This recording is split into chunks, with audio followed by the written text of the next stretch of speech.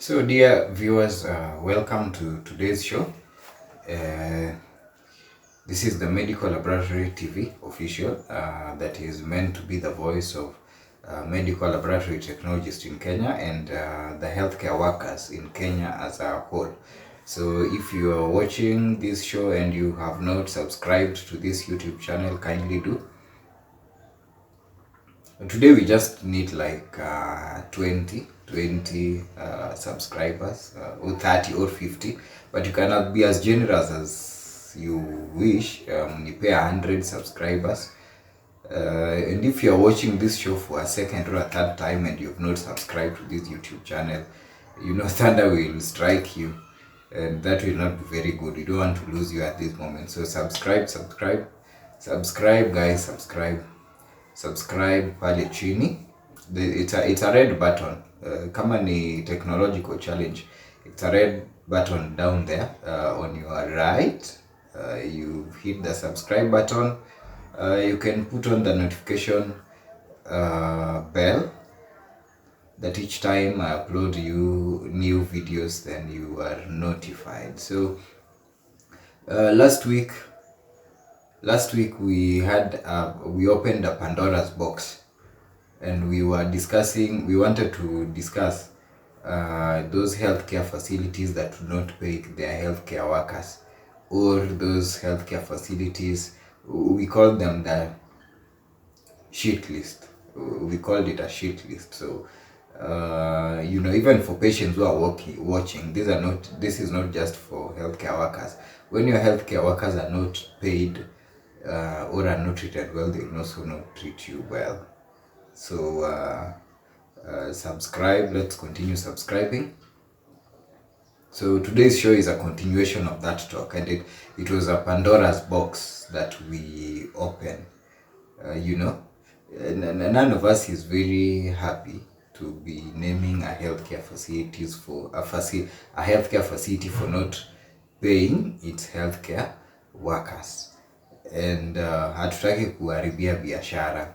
Ni nyinyi mnataka kujiharibia biashara because you use people to make money, and then after making money you don't want to pay them. Okay, let's get it from that angle. So we opened this Pandora's box, and I'll tell you for a fact that my chat box is flooded with people complaining. Today I'm going to mention 6 facilities. And if you are an administrator to this any of these 6 facilities that I'm going to mention today, we are going to do, from next week we are going to have 10 facilities per show, but today we are going to do 6. So because I have multiple complaints from these specific facilities. I've got screenshots, I've got bank transfer evidence, I've got messages from administrators in these facilities that they communicated with the healthcare workers that were working for them, but they did not pay, or they have not paid. So if you're an administrator, then you can get back to me. My number is there on the screen, but I can tell you it's a WhatsApp number only for you. So you can only chat me up on WhatsApp. It's 0718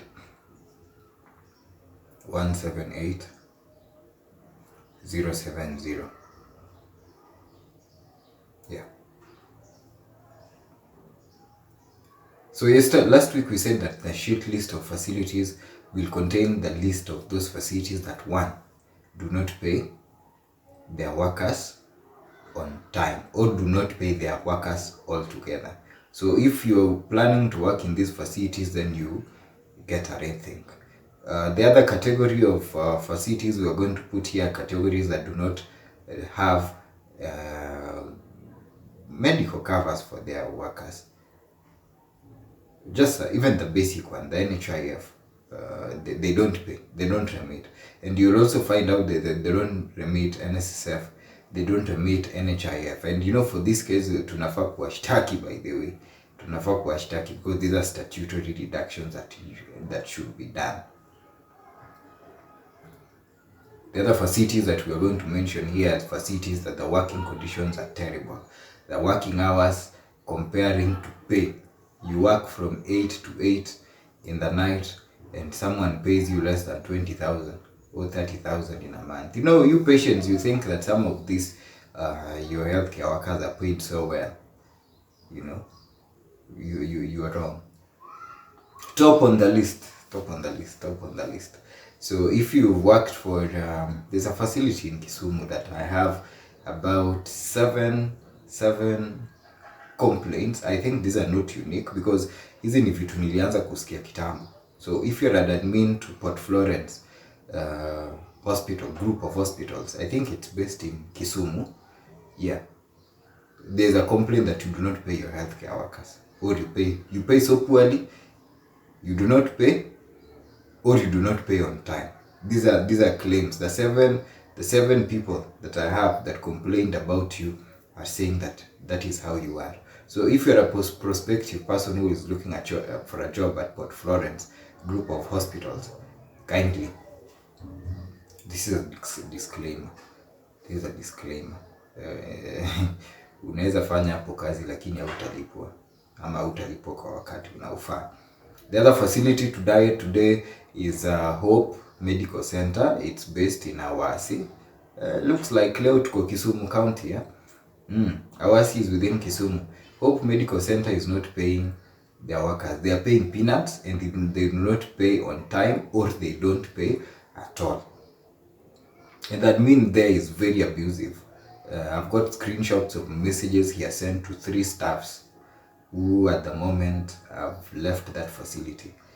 And I am telling you, mtu kudai pesa yake si makosa.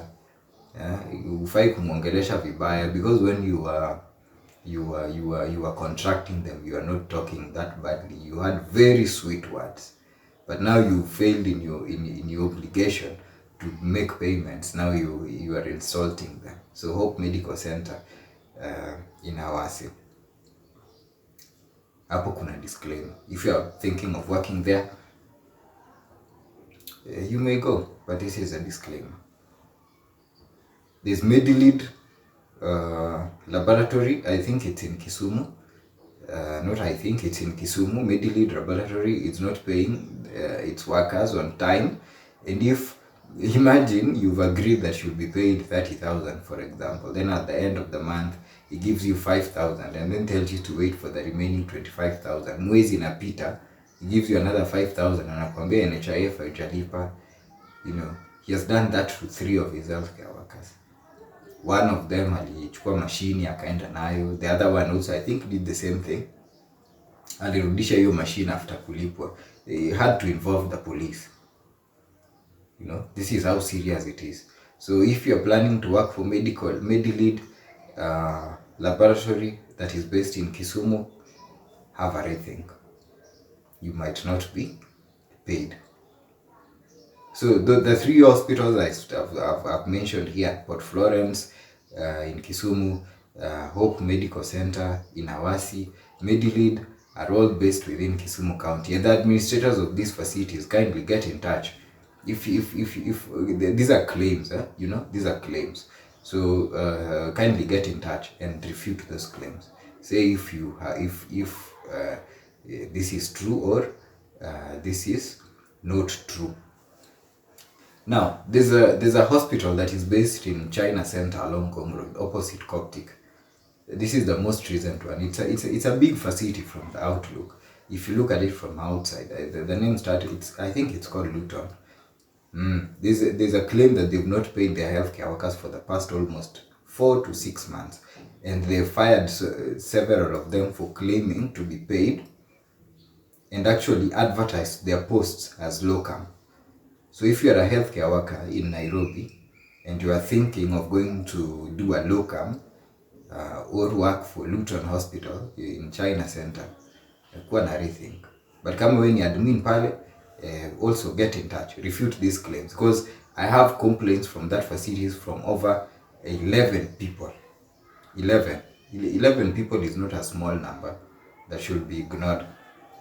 Of course, There's Awasi. I'm back to Kisumu. Awasi Catholic Mission Hospital. Mission hospitals has gone in a history. So I'm wondering why Awasi Catholic Mission iko na this kind of history. Hailipi na ile pesa inalipa ni kidogo bwana. You know these healthcare workers have gone to school for over 3 years. Actually 3.5 most of them. Ukiongeza internship sasa hiyo ni mambo ingine. And then you pay them less than 20,000 and you don't pay on time. You don't submit statutory deductions. Get in touch if that is a lie.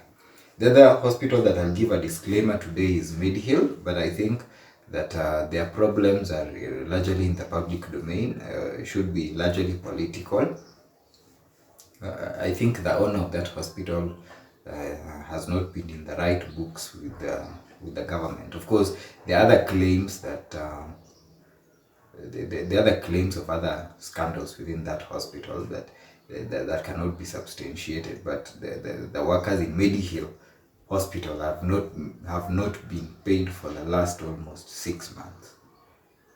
These people pay rent. These people eat. These people do say, if it's a government that is disabling this, then it's so terrible of the government to be doing this, you know, because this is the government of William Ruto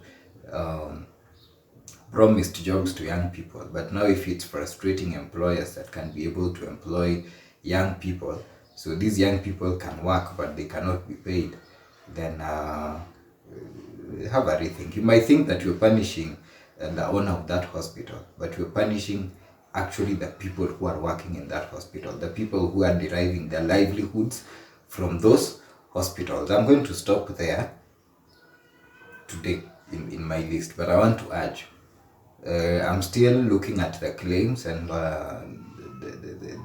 if your facility is not mentioned at this moment, most of you have got my request for response over these claims of non-payment. So kindly respond. If you don't respond, then I'll mention you here.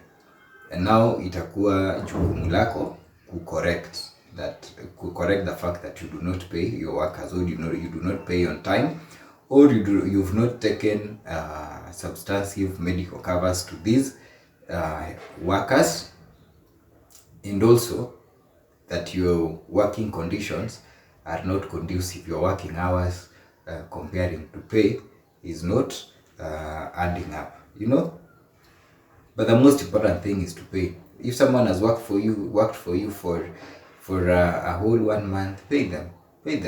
Hakuna shida hapo. This guy has been, you've used this guy in generating income. Most of these private hospitals are income generating businesses to people. So if you've used somebody to generate income, the only fair thing that you can do is to pay these healthcare workers. Pay them on time and pay them what they deserve.